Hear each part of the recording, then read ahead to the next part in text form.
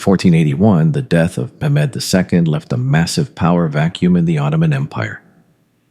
The man who had conquered Constantinople and reshaped the Islamic world left behind not only a vast empire, but also two sons who both wanted to rule it. Their names were Bayezid and Sem. What followed was a brief but intense succession crisis. Sem, the younger and more ambitious brother, raced from Karaman to claim the throne. But Bayezid the elder had the support of the Janissaries and the elite of the empire. Within weeks, Bayezid seized the capital and Sem was defeated. Rather than accept his fate, Sem fled to the Knights of Rhodes, seeking European aid to reclaim the throne. Instead, he became a political pawn.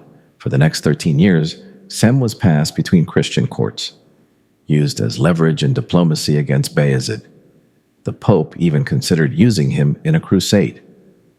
Bayezid, meanwhile, paid vast sums annually to ensure Cem remained in custody. It was a tragic chapter in Ottoman history.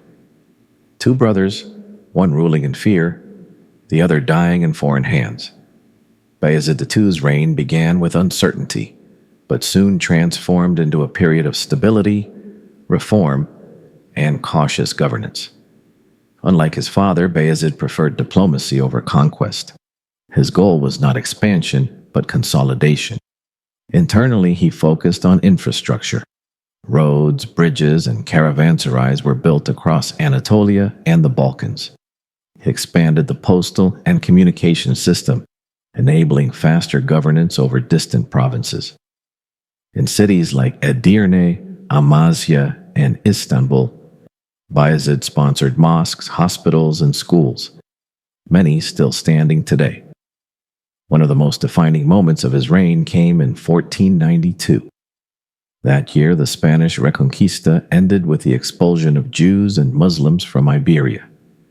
While most European powers turned them away, Bayezid welcomed them. He sent Ottoman ships to evacuate Sephardic Jews from Spain and resettle them in Ottoman lands, particularly in Salonika, Thessaloniki, Edirne, and Istanbul. He famously said, "You call Ferdinand a wise king, yet he impoverishes his country and enriches mine." This act not only saved thousands of lives, it revitalized Ottoman cities with skilled artisans, merchants, physicians, and scholars. Bayezid's empire became a refuge for the persecuted, and his tolerance enhanced the Ottoman reputation as a pluralistic power. Yet all was not peaceful. To the east, a new threat loomed: the Safavid dynasty in Persia.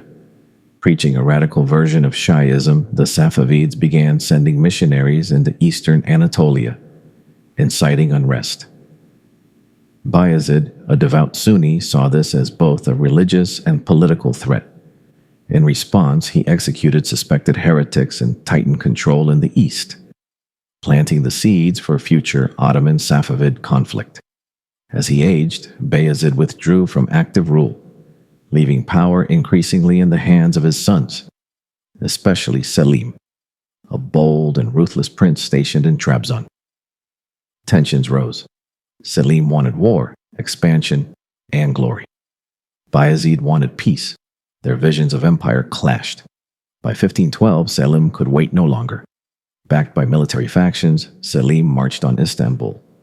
Rather than spark a civil war, Bayezid abdicated.